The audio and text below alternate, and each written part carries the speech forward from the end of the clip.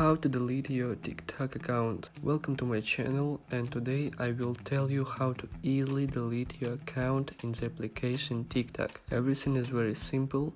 You just need to follow me step by step to avoid any mistakes. First, open the TikTok app and go to a personal profile. Next, in the upper right corner, find the free line option and click on it. Then, in the option menu, open the settings and privacy tab, and then the account tab.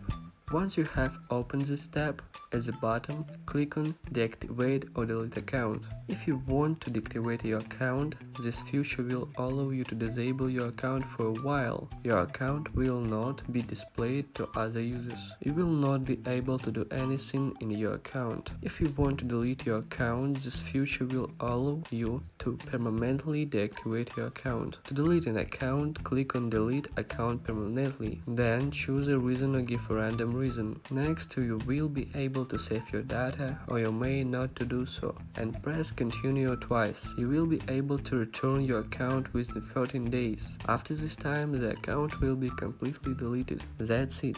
Thank you for watching.